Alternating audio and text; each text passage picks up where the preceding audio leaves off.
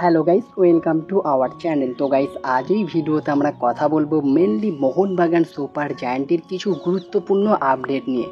আনোয়ার আলীকে নিয়ে একটা দুর্দান্ত আপডেট রয়েছে, এর পাশাপাশি মোহনবাগানের বিদেশি নিয়েও আপডেট দেবো। তো সব কিছু বিস্তারিত জানাবো আজকের এই ভিডিওতে। তো চলো বেশি দেরি না করে আজকের ভিডিও শুরু করা যাক। ভিডিও শুরু করার আগে চ্যানেলে যারা প্রথমবার এসেছো এবং সাবস্ক্রাইব করোনি তারা অবশ্যই সাবস্ক্রাইব করে দিও, পাশের বেল নোটিফিকেশানটিকে অল প্রেস করে দিও, তাহলে পরবর্তী ফুটবল রিলেটেড যে সমস্ত আপডেট তোমরা একদমই মিস করবে না। তো চলো শুরু করা যাক। প্রথমত আমরা কথা বলবো গ্রেগ স্টুয়ার্টকে নিয়ে। তো গ্রেগ স্টুয়ার্ট যেমনটা তোমাদেরকে জানিয়েছিলাম আজকে কলকাতায় চলে আসবে। গতকাল মধ্যরাতে 2:30 নাগাদ তিনি কলকাতায় চলে এসেছেন।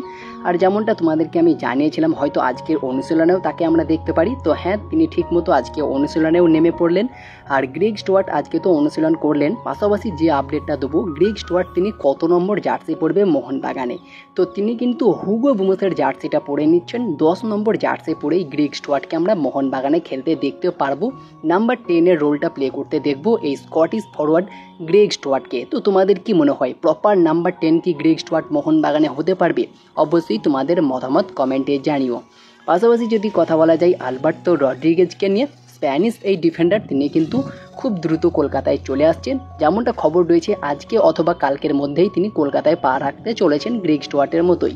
এর পাশাপাশি দিমিত্রি পেত্রাতস, মাঠের রাজা দিমি, তার সঙ্গে মোহনবাগান চুক্তি বাড়িয়েছে সদ্য, তোমরা জানো 2026 সাল পর্যন্ত। তিনিও কিন্তু 4 থেকে 5 তারিখের মধ্যে কলকাতায় পা রাখতে চলেছে। পেত্রাতসের কোনো রকম ভিসা সমস্যা নেই, তিনি কিন্তু খুব দ্রুতই আসবেন। তার পারিবারিক কোনো কাজের জন্য তিনি কিন্তু আসতে পারেনি, না হলে কিন্তু মোহনবাগান দিবসের আগে তিনিও জেমি ম্যাকলারেন, জেসন কামিংসের মতো কলকাতায় চলে আসতো। তো সেই জায়গায় দাঁড়িয়ে পেত্রাতসের আসতে 4-5 তারিখ পর্যন্ত লেগে যাবে এবং আজ থেকে কালকের মধ্যেই আলবার্তো রড্রিগেজ তিনিও কলকাতায় পা রেখে দেবেন। পাশাপাশি যদি কথা বলা যায় আদিল খানকে নিয়ে, একসময় ইন্ডিয়া ন্যাশনাল টিমের হয়ে খেলেছেন, আইএসএলের বেশ কিছু বড় বড় ক্লাবে খেলেছে এই আদিল খান, যিনি একজন 36 বছর বয়সের ডিফেন্সিভ মিডফিল্ডারের পাশাপাশি সেন্টার ব্যাক পজিশনে খেলতে পারে। বর্তমানে আই লিগের ক্লাব এসসি ডে গোয়াতে তিনি খেলছেন।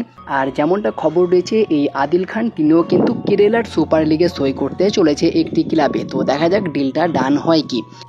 এর পরের আপডেটটা নিয়ে যদি কথা বলা যায় সেটা জামশেদপুর এফসিকে নিয়ে। তো জামশেদপুর এফসির আরও এক বিদেশি রেই টাচিকাওয়া, জাপানিজ এই ফরওয়ার্ড, তিনিও কিন্তু চলে আসলেন জামশেদপুরে। এর আগে তোমাদেরকে জানিয়েছিলাম জাভিয়ার স্যাভেরিও, টোরো, জর্ডন মারে তারা জামশেদপুর এফসি টিমে যোগ দিয়ে দিয়েছে এবং তৃতীয় বিদেশি হিসাবে এই রেই টাচিকাওয়া কিন্তু আজকে জামশেদপুর এফসি টিমে যোগ দিয়ে দিয়েছে। এর পাশাপাশি যদি কথা বলা যায় হায়দ্রাবাদ এফসিকে নিয়ে, তো মাত্র 11 জন ফুটবলার রেজিস্ট্রেশন হওয়ায় 133তম ডুরান্ড কাপ থেকে নাম তুলে নিল হায়দ্রাবাদ এফসি। এবারে কি আইএসএল খেলবে না হায়দ্রাবাদ এফসি, এটা নিয়েও কিন্তু বর্তমান সময়ে ঘোর জল্পনায় রয়েছে।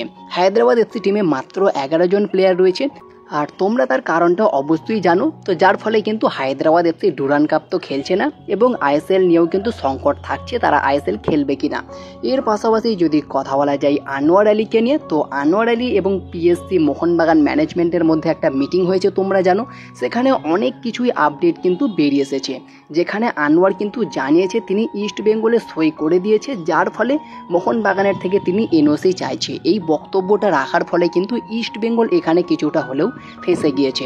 তবে পিএসসি কমিটি তারা কিন্তু আরও 5 দিনের টাইম নিয়েছে এই বিষয়ে তারা চূড়ান্ত সিদ্ধান্ত জানাতে, যেখানে কিন্তু আনোয়ার আলী এবং দিল্লি এফসির সাথে ইস্ট বেঙ্গল দুটো টিম এবং আনোয়ার আলী দুটো টিমই কিন্তু ব্যান খেতে পারে। পাশাপাশি আনোয়ার আলী তার উপরেও কিন্তু একটা বড় ব্যান আসতে পারে, সেটা 1 মাসের হোক 6 মাসের হোক, ব্যান কিন্তু হতে পারে। তবে মোহনবাগানে আনোয়ার আলী খেলবে কিনা এ বিষয়ে যখন প্লেয়ার স্ট্যাটাস কমিটি তাকে প্রশ্ন করে, সেখানে আনোয়ার আলী কিন্তু কোনো জবাব দেয়নি। তো এখানে কিছুটা হলেও বোঝা যাচ্ছে আনোয়ার আলীর ওপরে হয়তো কোনো রকম জুলুম করা হয়েছে দিল্লি এফসির তরফ থেকে। তো দেখা যাক 5 দিন পরে পিএসসি কমিটি কি আপডেট জানায় এই বিষয়ে। তো দেখা যাক শেষমেশ কি হয়।